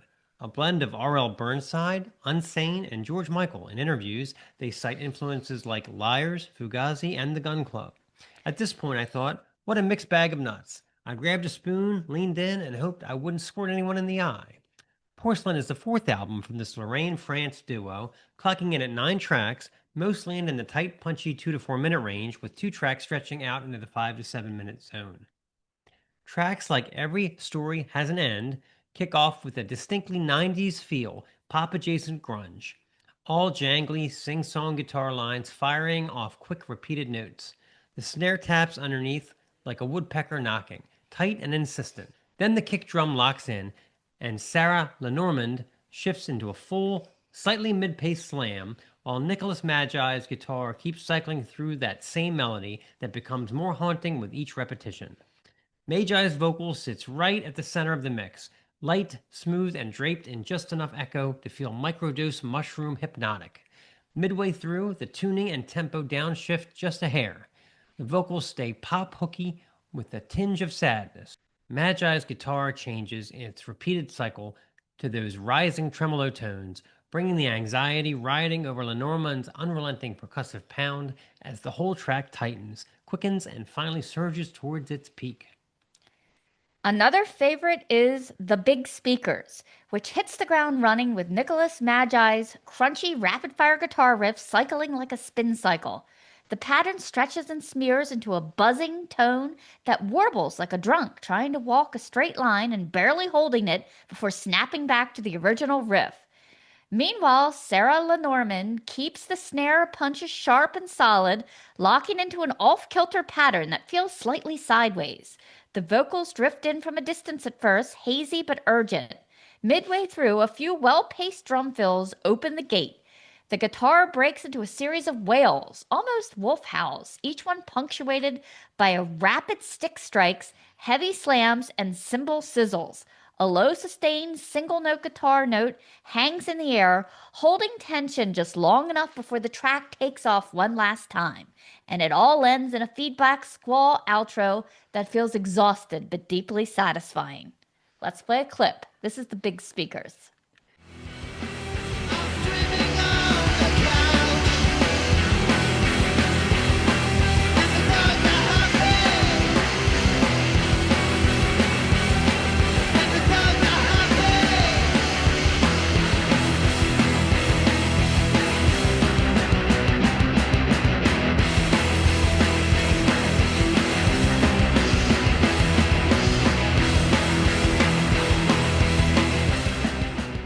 The track, simply titled Instrumental, feels ripped straight out of 1994 indie rock, kicking off with a jaunty guitar melody that tumbles out right after a drumstick count-in. It's almost lounge lizard adjacent at first, smooth and jazzy with the light tap drums and neatly accented cymbal splashes. A few bars in, the guitar tone deepens and starts misbehaving, adding off-tune squiggles that sound like a cat walking across a piano. Meanwhile, the drum kit tightens its grip, edging into something more control and tense. Midway through, there are vocals kind of submerged, treated as a ripple in a pool echo effect. By the track's end, the guitar morphs into a mechanical whir, almost industrial in texture, while the drums take over with kick strikes so muffled they sound like the head's been stuffed with a blanket. My favorite track, the one I keep swirling back to, is Smile the Numb. It opens with a strip-tease drum line, cymbal smashes every few seconds over rigid snare stick drops from Sarah, while Nicholas Magi's guitar grinds out shifting sheets of noise. Magi lets his vocals float and rebound like they're ricocheting around an empty room. There's an interlude of airy strumming that drifts through like a sigh on a breeze. Then there are other interjections where the guitar bleeps and chirps like R2-D2's tones before snapping back into the initial friction. The rolling lurch of the guitar slowly snares you and drags you along for the tumble, like gum stuck to a shoe, only far more enjoyable. Magi's later yowls over the guitar grating riffs and the continuing percussive fury line up like the perfect storm that keeps veering off tune and then stubbornly getting pulled back on track. The guitar softens by track's end as the cymbal swats slowly run out of gas. Grapefruit is polarizing. So is Pamplemousse. Porcelain lands somewhere between bitter tang and unexpected sweetness. Each track mutates like the fruit itself, sometimes sharp, sometimes mellow, always a little unpredictable. For me, it hits square in my wheelhouse. Punk, post-hardcore, noise rock, grunge flex, and a few doom droplets for good measure. Porcelain thrives on the tension, pairing trippy, hypnotic vocals with inventive drum patterns and constantly mutating guitar tones, all wrapped in a light but deliberate sprinkle of pandemonium. I'm still looking for that George Michael, but I'll keep digging.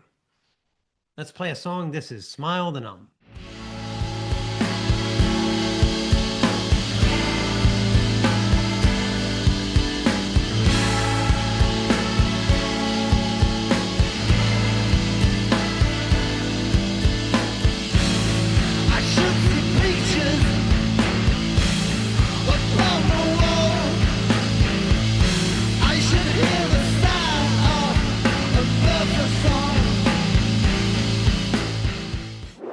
Okay, Deaf Ears 2 is the new album from Health Conflict DLC. So, when an album from an interesting artist drops the second week of December, we have two choices on how to handle it. We could victimize ourselves by the year-end stamp, and to be clear, we're not the type to victimize ourselves in any way, shape, or form, unless we're talking about interior design. This leaves the guru strategy, employed strictly by swamis, czars, and kingpins. Let the year-end recaps, nostalgic summaries, and congressional inquiries fade into the woodwork, and let the latest blasphemous, tremulous, nebulous offering from this prolific three-piece with a flair for capitalization get a little more scrutiny than the zucchini casserole that arrived with dessert. The dotted line connections to the last album, 2023's acclaimed Rat Wars, are anything but subtle. From the black and white artwork to the song titles to the font. Does this actually matter? To the C and D headings that correspond with the aforementioned A and B. But for a band with a starting sense of originality, from their fan events to contests to genre shifts to collaborations, it doesn't make much sense to criticize them for linking one strong album to another. Spoiler alert, there aren't any rampant departures from the band's signature sound, if Health has such a thing, to be found on this album. 12 songs, 40 minutes, and they're stuffed with moody electronics, driving riff loops, and the band's usual arsenal of sick beats, all capped off by the signature melancholic vocals of Jake Durzik. I particularly enjoyed the dreamy echoes of Antidote, a sound simultaneously familiar and groundbreaking, deep and convoluted while naive and pop-informed, particularly in lieu of those weird whistly synths. Let's hear a little. This is Antidote.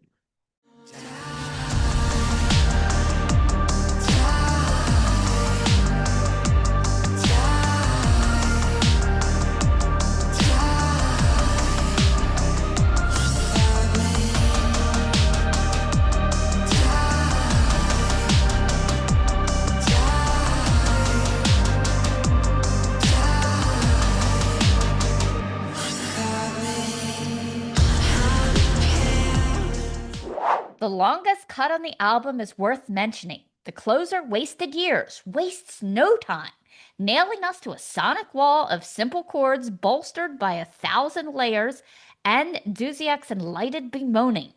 The track uncorks a dance-friendly pulse early on that carries the sense of optimistic gloom for several minutes until machine-like metal riffing steps forward to carry the day, eventually leaving us hovering unchaperoned outside in a back alley for the song's conclusion.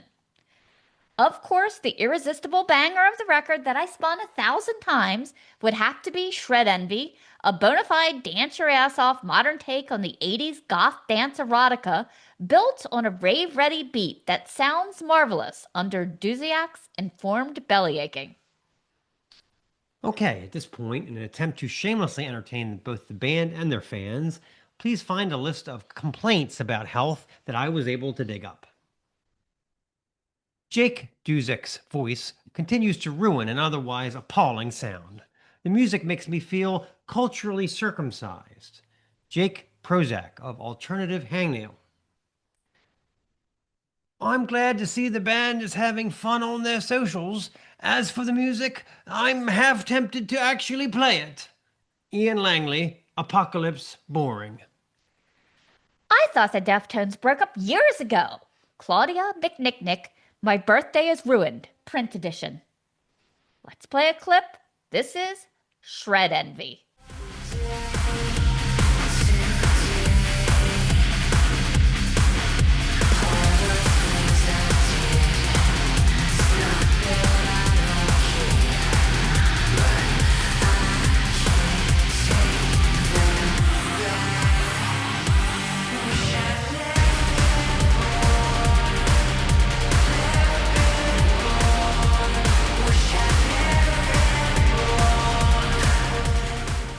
Deaf Ears 3 is the new album from the Oxys, Casting Pearls Before Swine.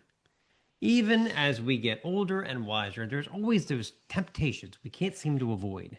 Oh, sure, we can kid ourselves for a couple of months or even years, but call them vices, call them temptations, call them frivolities. They're just ingrained in our DNA. Like sneaking behind the wheel of a backhoe. There's nothing quite like it. Dropping the sandbox joke while emceeing a retirement party? Guilty as charged. Walking my incontinent dog alongside campaign signs on election day? Classic. Hey, I'm starting to think you guys need to loosen up a little.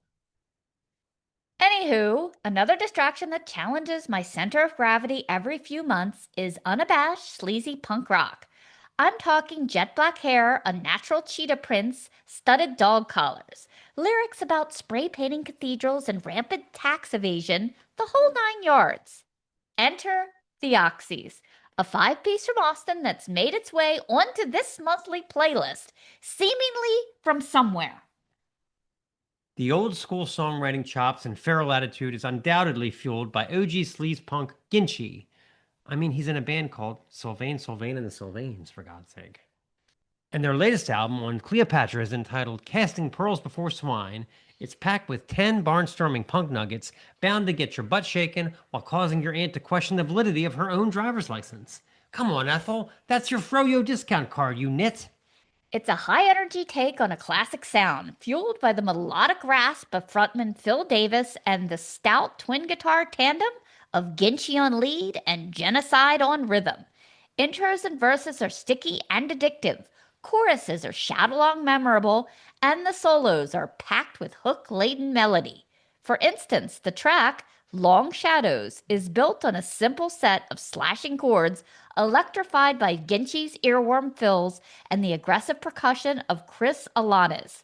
Plus, the lead at the end is hotter than an Aquanet flare. Let's play a clip. This is Long Shadows.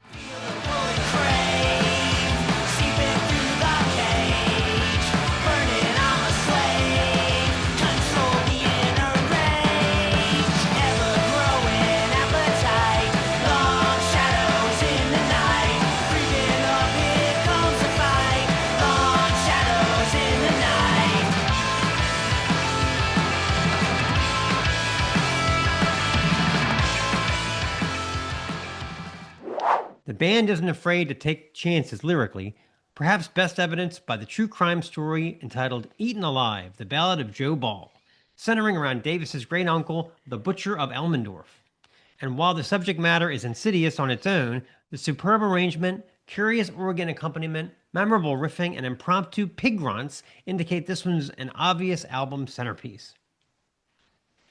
Closer Drop of Blood is an expertly crafted nugget, chock-a-block with layers of guitars and escalating tension that can only be constructed by an experienced songwriter armed with an endless ambition and one hell of a farfisa organ, the perfect accompaniment for lyrics that cover murder, gender bending, and electroshock experiments, and all of it capped with another exquisite lead to close things out.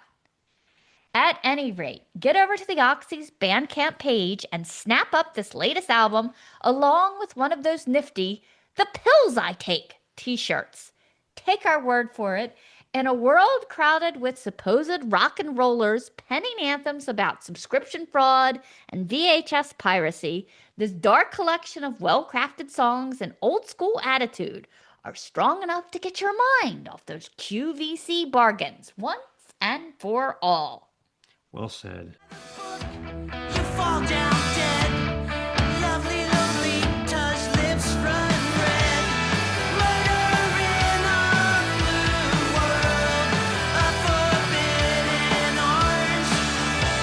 Electroshock experiments for Edgar's final poem.